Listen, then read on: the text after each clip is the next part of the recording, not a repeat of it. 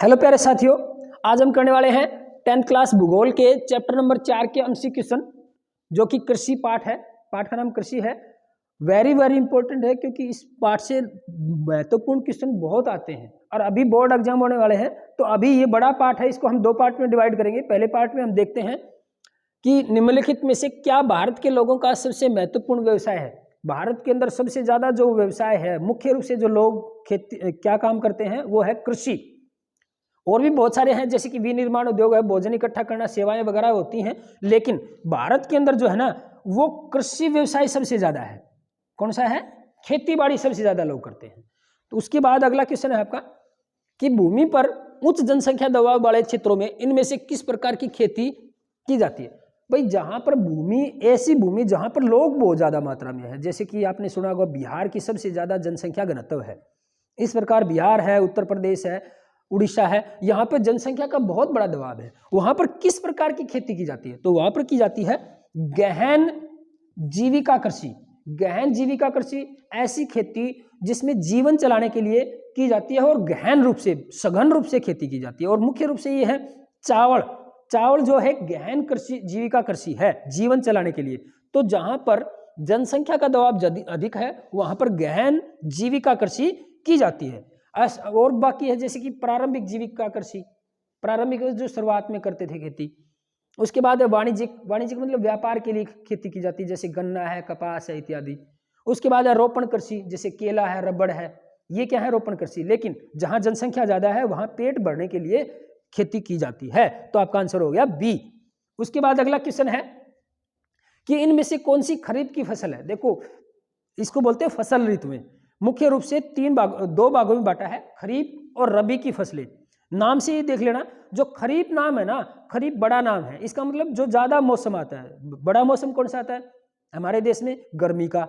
इसलिए जो गर्मियों में या वर्षा ऋतु में जो फसलें बोई जाती है ना, उसको हम खरीफ कहते हैं। और रबी क्या है? छोटा, यानी कि सर्दी। सर्दी जैसे अभी आई हुई है, सर्दी की ऋतुएं छोटी होती हैं। तो छोटी मतलब रबी, सर्दी, सर्दी की फसलें। जैसे सर्दी की फसलें कौन सी हैं? चना है, गन्ना, वो कौन सा है, सरसों है, जैसे चना है, और क्या बताए, सरसों है और गेहूं है। ये कौन सी है? रबी की। लेकिन खरीफ की फसल जो गर्मियों में बोई जाती हैं, जैसे कपास है, और क्या है, बाजरा है, और क्या है, चावल है, जिसे धान कहते हैं वो।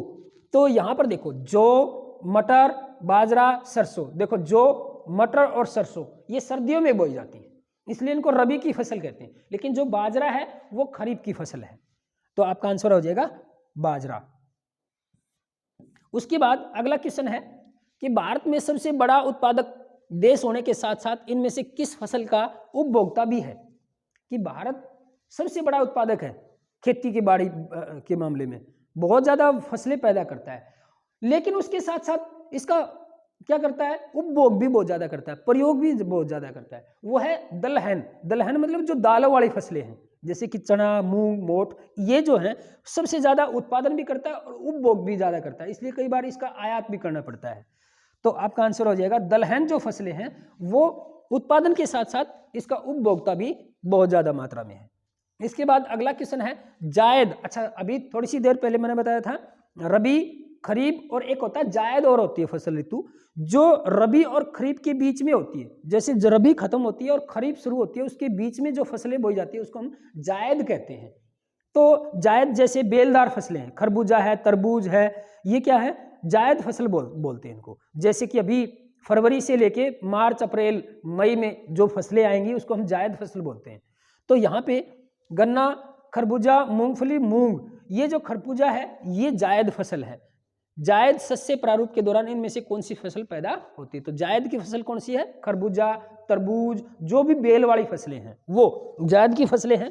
उसके बाद अगला क्वेश्चन जो है, इनमें से कौन सा खरीफ फसल है और देश में उत्पादित प्रमुख तिलहन का लगभग आधा हिस्सा है। तिलहन का मतलब जो तेल वाली फसलें हैं, यानी कि इनमें से पहले तो ये बताना है खरीफ कौन सी है, फिर बताना है कि उत्पादित प्रमुख तिलहनों का लगभग आधा हिस्सा है। यानी कि जितनी तिलहन है तेल वाली, सरसों है, मूंगफली है, सोयाबीन है, ये जितनी भी फसलें हैं तिलहन फसलें हैं, उनका आधा प्रतिशत हिस्सा उत्पादन होता है।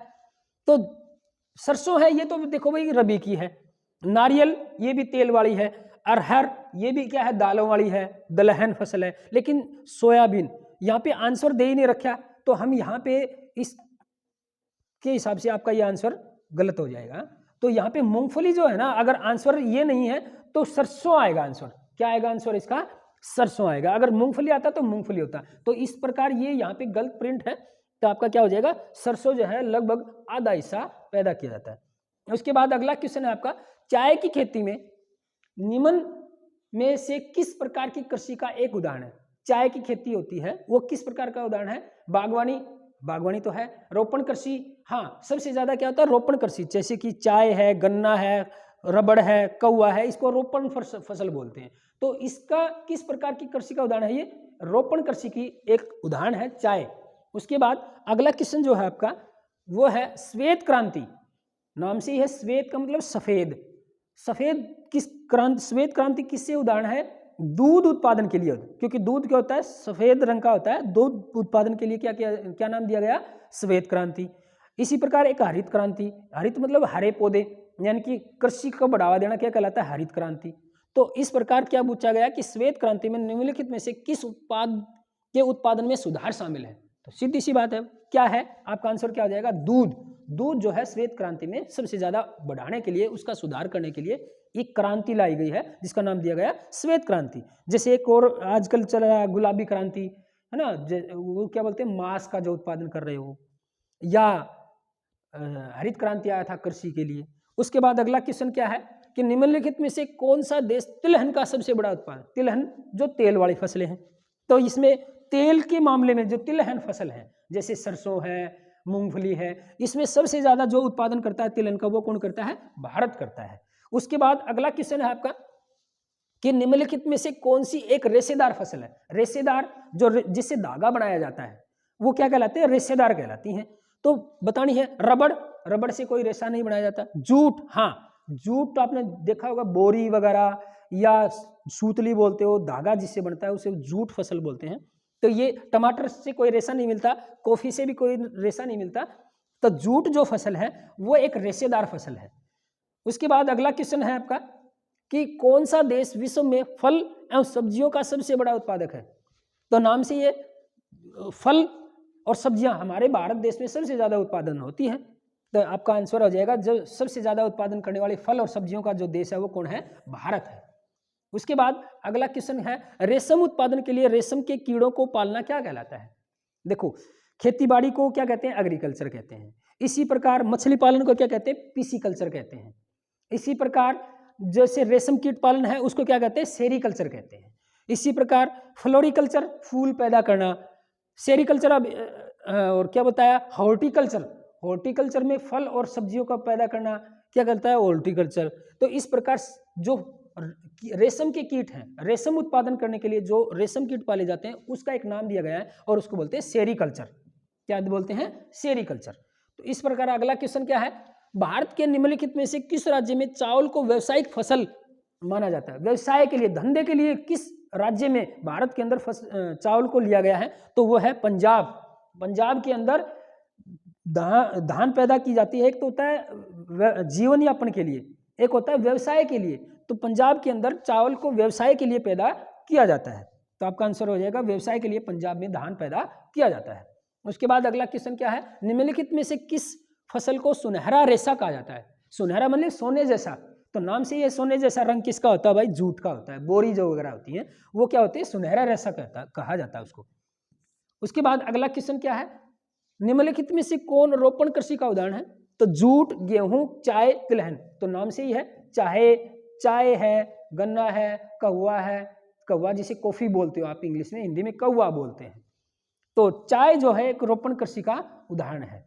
उसके बाद अगला क्वेश्चन है, निम्न में से किस पेय फसल, पेय फसल मतलब पीने के लिए, जैसे बताया अभी चाय या कॉफी, है ना, इसको बोलते हैं पेय फसल।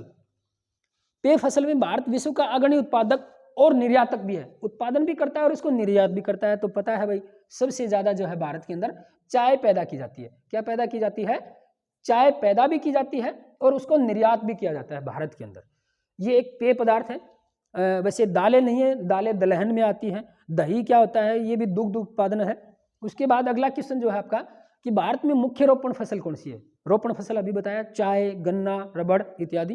तो प्रमुख चाय है, कॉफी है, रबड़ है, ये सभी के सभी भारत के अंदर प्रमुख उत्पादित फसलें हैं। उसके बाद अगला क्वेश्चन है आपका कि रबी फसल बोई जाती है। रबी को कब बोई जाती है, सर्दियों में। खरीफ कब बोई जाती है, गर्मियों में। जायद कब बोई जाती हैं, रबी खत्म और खरीफ से बीच में। इस प्रकार ये देख लो, अभी रबी जो सर्दियां कब बोई जाती है, अक्टूबर से दिसंबर के मध्य। अक्टूबर नवंबर, देखो अक्टूबर में आप सरसों बोते हो, नवंबर में क्या बोते हो आप, गेहूं वगैरह बोते हो। तो इस प्रकार अक्टूबर और दिसंबर के मध्य में जो बोई जाने वाली फसलें हैं उसको हम रबी की फसलें कहते हैं। उसके बाद अगला क्वेश्चन क्या है आपका कि निम्न में से कौन सी फसल एक फलीदार फसल है। फली जो जिसमें फलियां लगती हैं, जैसे चने में लगती हैं, मटर में लगती हैं, इस प्रकार।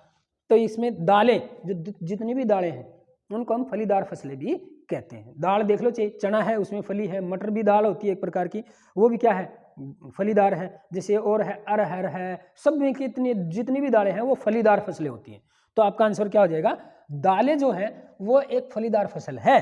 उसके बाद अगला इस क्वेश्चन क्या है, भारत की अधिकतर जनसंख्या किस क्रियाकलाप में संलग्न है। क्रियाकलाप जो कार्य किए जाते हैं, जैसे प्राथमिक क्रियाकलाप, द्वितीय क्रियाकलाप, तृतीय क्रियाकलाप। तो भारत में प्रमुख रूप से प्राथमिक क्रियाकलाप में जुड़ी है। प्राथमिक क्या है, जो प्रकृति से जुड़ी हुई जितने भी क्रियाएं हैं, जैसे खेती बाड़ी है, पशुपालन है, ये क्या है, प्राथमिक क्रियाकलाप है। तो भारत के अंदर प्राथमिक क्रियाकलाप में सबसे ज्यादा जो लोग हैं वो संलग्न है। संलग्न में जुड़े हुए हैं।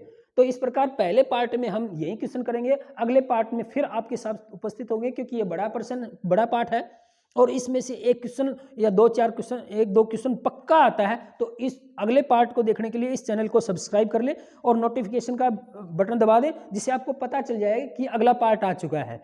और अभी बोर्ड एग्जाम आने वाले हैं तो तुरंत तैयारी पे बैठ जाएं।